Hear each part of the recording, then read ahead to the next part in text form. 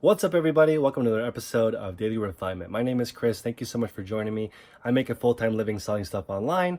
I just want to give you guys an update of what I've been working on and what it looks like for me to build my ideal reselling business. Hopefully, I can give you some ideas on how to build your ideal reselling business. Let's get straight into it. I have 600 square feet. This is 10 by 30. The unit next to it is also mine. It's also 10 by 30 for a total of 600 square feet. The other side is storage only. On this side, I do some production, and I'll show you guys what that is in full depth in my reseller guide, which comes out in a few days. But I'm just going to give you an overview today. And if you guys have any questions, please like, comment, subscribe, email me at chris@dailyrefinement.com. On this side, we have 22 shelves. They are the 6-tier shelves on eBay. You can just search 6-tier shelf and it'll pop up. They're on casters. Each one holds 18 of these bins, which I got at Target.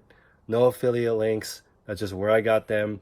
Easy to find. They're available everywhere. They're roughly 16 inches wide by 12 feet tall, by 12 inches tall by 2 feet deep. Now, I did experiment with these cardboard boxes, which are much cheaper, not as durable, but I went 26 inches deep and 14 inches tall, which really optimizes the space. So you may want to try plastic box or cardboard boxes and reinforce the bottom with tape. That's going to be a good solution as well. I recommend getting heavy duty boxes. These ones are rated for 200 pounds. So don't skimp on the boxes so you don't have to replace them as often. Excuse me. Okay, so how does this all work? Basically, an item comes in, it goes to my shelf right here, which is the list next area. Then it comes down here. This is where I describe items. My measuring tape and repair supplies, all the cleaning, all those agents and supplies are stored here so that I can easily access them. It's a U-shaped work cell, so everything is within reach. You don't have to move anywhere. Once it's done, it goes on to another shelf and gets ready for photography. This is a Elastolite highlight background. I love it. It is 7 feet tall, so it's perfect for taking mannequin photos. I have a couple different setups for taking pictures of clothing. It's either on a mannequin. I also have a string that comes down from the ceiling. I have hangers. I have different apparatuses to make it easy for people to determine the texture and the color of the item. This white background allows you to take these perfect white background items.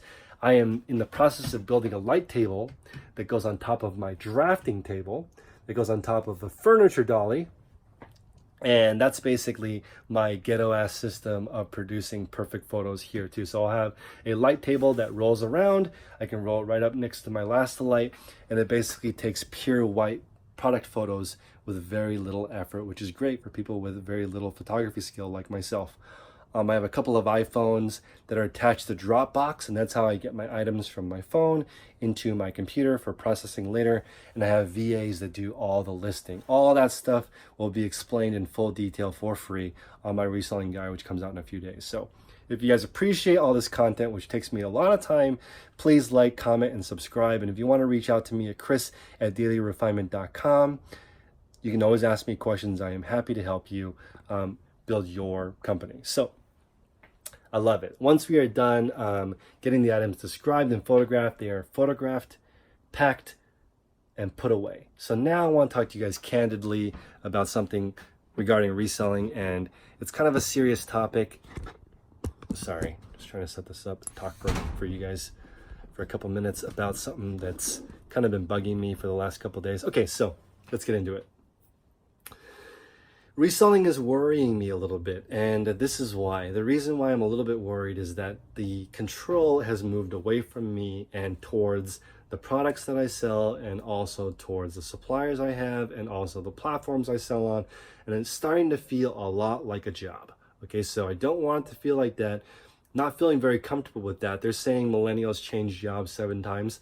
A lot of that is the climate. Okay, people are trying to hire independent contractors. I don't want to hire real employees. I don't want to provide 401k.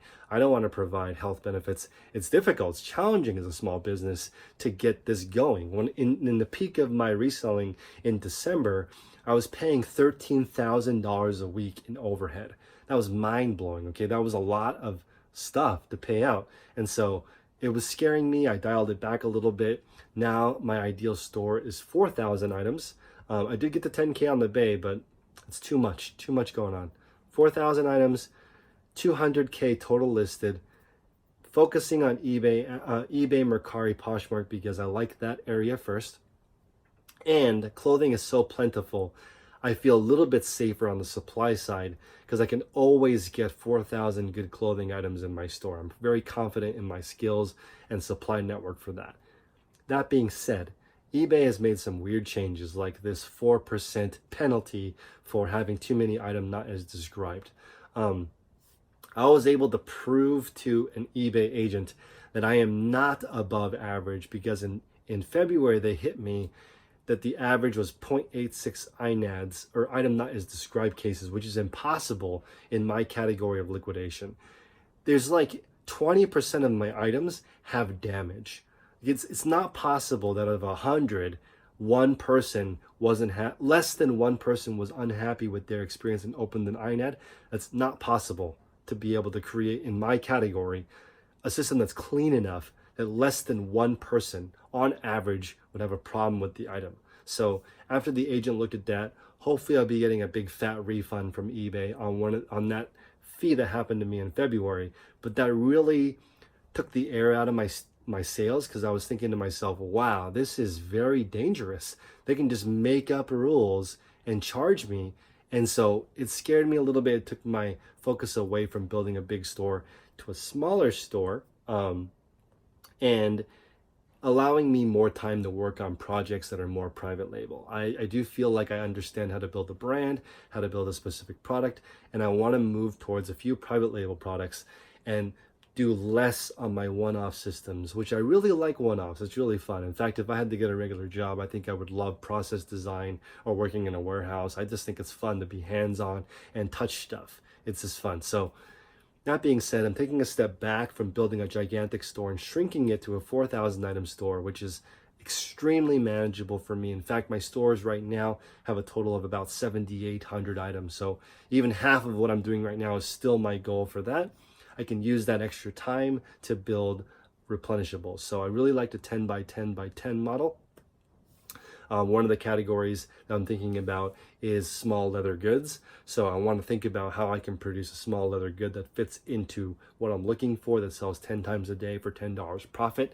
I can sell them on Shopify, Etsy, Amazon, Jet, and be less reliant on one of these platforms, and it will feel not as much like a job to me. It'll feel like a true entrepreneur, where you bring an idea from thought and paper all the way to the marketplace. That's really fun to me.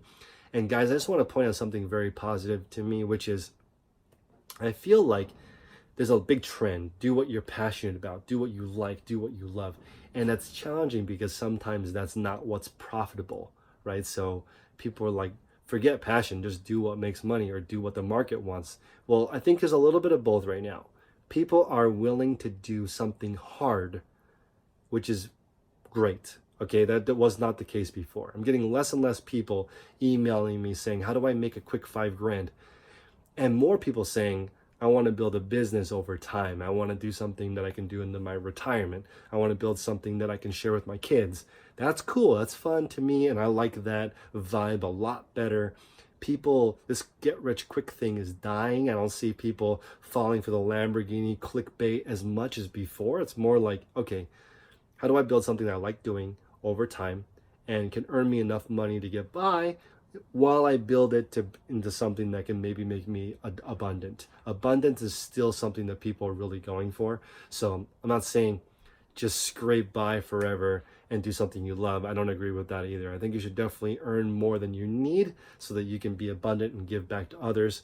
I really enjoy making content that helps other people build whatever. I think there are a lot of people who found value from this channel. So if you enjoy it, I really do appreciate you guys liking, commenting, subscribing, and emailing me, telling me your ideas and thoughts and whatever I can do to help you. Please let me know, reach out. It lets me know that I'm doing a good job. I know there's a lot of people who never reach out. Please take the time to let me know if you like the content, what you don't like. That'll help me make better materials for everybody. But again, feeling a little bit wonky about reselling in general. So taking a step back, just making a little bit of smaller store that I can handle, and then focusing on these replenishable items where I can put my personal touch on it, and that's unique to me, right? Just like these videos. There's probably not people trying to copy this YouTube channel since it's really small, but like, you know, putting your personal touch on something is really cool. Nobody else can do that. That's the true unique advantage. That's your true genius, right? So when you guys can put your personal touch on something, people are willing to buy that. I think it's very, very important for you guys to support other entrepreneurs. When you see people trying to build something, trying to build a brand, please support them and buy stuff from small business. All these big conglomerates and corporations are cool too, but help people get started. Right now, I think we're in a really grassroots time.